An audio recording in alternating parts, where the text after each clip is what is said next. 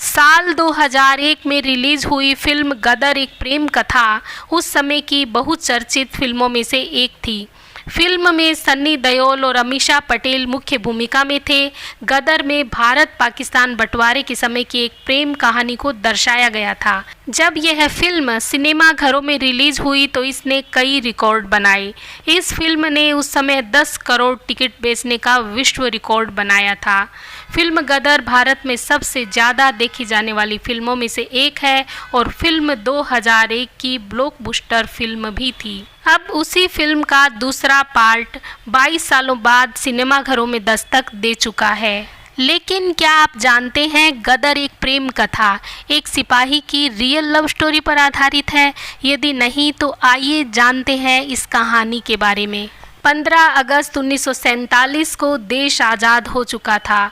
अब भारत और पाकिस्तान नाम के दो अलग देश बन चुके थे। सितंबर 1947 की शाम का वक्त था। बर्मा में माउंटबेटन की फ़ौज के लिए लड़ चुका 55 साल का एक सिख बूटा सिंह अपने खेत में कुछ काम कर रहा था। तभी पीछे से एक लड़की की चीखती हुई आवाज़ सुनाई देती है। कुछ नौजवान उसका पीछा कर रहे थे। वो लड़की भागती हुई बूटा सिंह के कदमों में गिर जाती है और अपनी जान बचाने की गुहार लगाती है। बूटा सिंह उस लड़की की जान बचा लेता है। उस लड़की का नाम जैनब था। वह बूटा सिंह से उम्र में 38 साल छोटी होती है।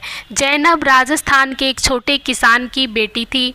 बंटवारे में परिवार वाले पाकिस्तान चले गए थे और वो उनसे बिछड़ गई थी।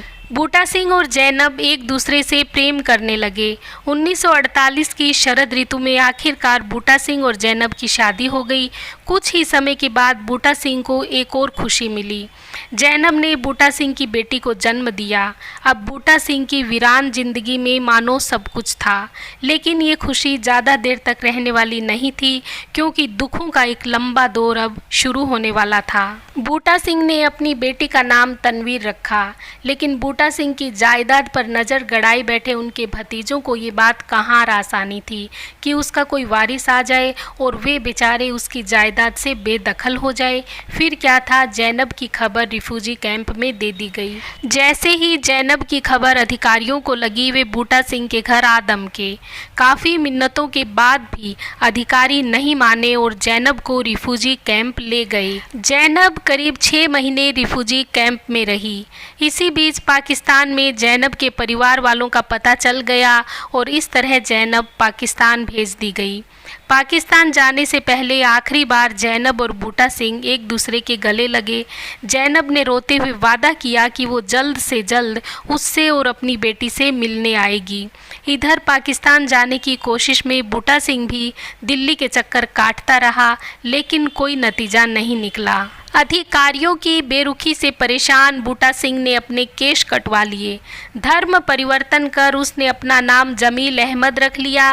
फिर भी दिल्ली स्थित पाकिस्तान हाई कमीशन ने बूटा सिंह को पाकिस्तान जाने की इजाज़त नहीं दी। वीज़ा की अर्जी ठुकराए जाने पर बूटा सिंह अपनी बेटी को लेकर चोरी छिपे पाकिस्तान जा पहुंचा। लाहौर में अपनी बेटी को किसी के पास छोड़ा और जैनब के गांव नूरपुर पहुंचा, लेकिन वहां पहुंचते ही उसके होश उड़ गए। बूटा सिंह की जैनब अब किसी और की हो चुकी थी। दरअसल पाकिस्तान पहुंचते ही जैनब की शादी उसके रिश्ते के एक भाई के साथ करा दी गई थी। बूटा सिंह वहां बहुत रोया, गिड़गिड़ाया कि उसकी पत्नी उसे वापस सौंप दी जाए, लेकिन जैनब के परिवार वालों ने उसे मार पीट कर पुलिस के हवाले कर दिया। पुलिस ने बूटा सिंह को कोर्ट में पेश किया। लोगों से खचाखच भरे कोर्ट में बूटा सिंह ने जज से गुहार लगाई कि एक बार यदि जैनब उसके साथ जाने से मना कर देगी तो उसे तसल्ली हो जाएगी और वो अपनी बेटी के साथ हिंदुस्तान लौट जाएगा। जज को भी बूटा सिंह पर तरस आ गया और उसने उसे जैनब से पूछने की इजाज़त दे दी। अब बूटा सिंह की डबडबाई आंखें जैनब की ओर थी और दूसरी तरफ कोर्ट रूम में मौजूद जैनब के परिजनों की दहकती आंखें जैनब की ओर घूर रही थी। तभी सन्नाटे को चीरती हुई जज की आवाज़ आई, जैनब, इस आदमी को जानती हो? जैनब ने जवाब दिया, ये मेरा पहला पति है और ये मेरी बेटी है। अब फिर जज ने जैनब से पूछा, क्या तुम इसके साथ हिंदुस्तान जाना चाहोगी? अब एक बार फिर कोर्ट रूम में कुछ पल के लिए सन्नाटा पसर गया। अगले ही पल कंपाती हुई आवाज़ आई, नहीं, ये आवाज़ जैनब की थी, जिसने बूटा सिंह के साथ हिंदुस्तान जाने से मना कर दिया था। इसी तरह शायद किसी मजबूरी में जैनब ने बेटी को भी साथ रखने से मना कर दिया। बूटा सिंह की आंखों से आंसुओं की तेज़ धारा बह निकली। उसने अपनी बेटी का हाथ पकड़ा और कोर्ट से बाहर निकल गया। बूटा सिंह अब पूरी तरह से टूट चुका था। उस पूरी रात दाता गंग बख्श की मजार, जो कि लाहौर में स्थित है, पूरी रात बैठकर रोता रहा। फिर बेटी को नई जूतियां और कपड़े खरीदवाए और लाहौर के ही शाहदरा रेलवे स्टेशन पहुंच गया। स्टेशन पर बूटा सिंह रोते हुए अपनी बेटी को समझाता रहा कि वो अपनी माँ से कभी नहीं मिल पाएगी। बूटा सिंह ने प्यार से अपनी बेटी का हाथ चूमा और उसे कसकर अपनी बाहों में भर लिया। अगले ही पल कान के पर्दे को फाड़ती हुई ट्रेन की सीटी सुनाई दी। बूटा सिंह अब प्लेटफार्म के बिल्कुल किनारे आ चुका था। जैसे ही ट्रेन का इंजन करीब पहुंचा, बूटा सिंह ने बेटी को गोद में लिए इंजन के आगे छलांग लगा दी।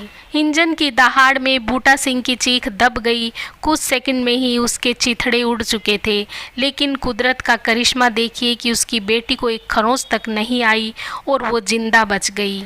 बूटा सिंह के शव के पास एक खत मिला जो उसने अपनी पत्नी जैनब के लिए लिखा था। उस पत्र में लिखा था, मेरी प्यारी जैनब, तुमने भीड़ की आवाज़ सुनी, लेकिन वह आवाज़ कभी सच्ची नहीं होती। फिर भी मेरी आखिरी इच्छा यही है कि मैं तुम्हारे पास रहूं। मेरी लाश अपने गांव में ही दफन करवा देना और कभी कभी मेरी कब्र पर आकर एक फूल चढ़ा जाया करना।